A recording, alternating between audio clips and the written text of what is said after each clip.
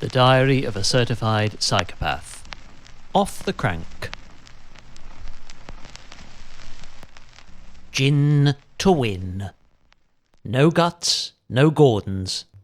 Please, for heaven's sake, don't interpret either of these crudely adapted adages as assertions that there is any specific strain of intoxicating libation that will allow a cyclist to reap success or even mild marginal gains through controlled drink peddling, nor that there is a particular brand of this beverage which can only be consumed by those brave enough to earn it, by, for example, voluntarily enduring the elemental adversity of a late British dawn during the season of bone-chilling mists, deciduous devolution, and char-grilled marshmallow fruitfulness.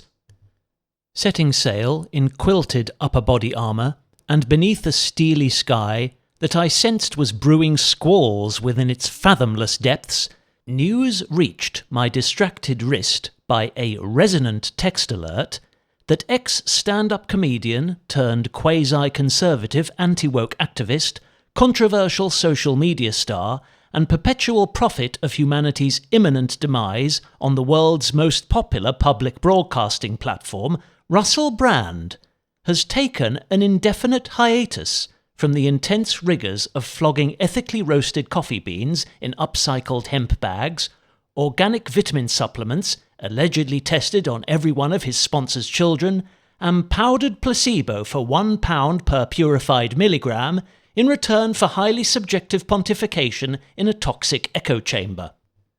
Though harbouring a grudging admiration for this man's garrulous verbosity, I recall once likening Mr. Brand to one of the most noxious northeasterly breezes I've ever endured, whilst grinding over Titch Hill, trying to hear the sublime slow movement of Rachmaninoff's second piano concerto between its deafening upper gusts.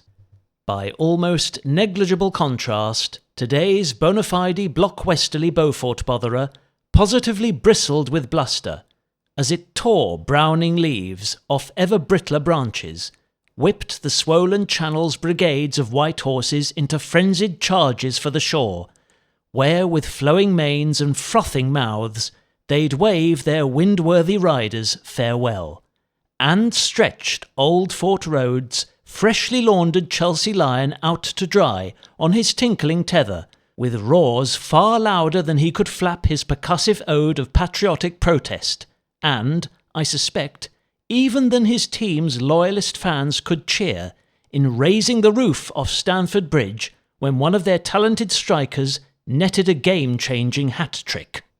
I can only pray that this coming Remembrance Sunday, either it or one of its overblown siblings will at least have the decency to observe 2 traditional minutes of heartfelt silence, and not drown out the solemn yet soul-stirring last post-theme that shall be faithfully rendered by a lone trumpeter at Whitehall's iconic cenotaph,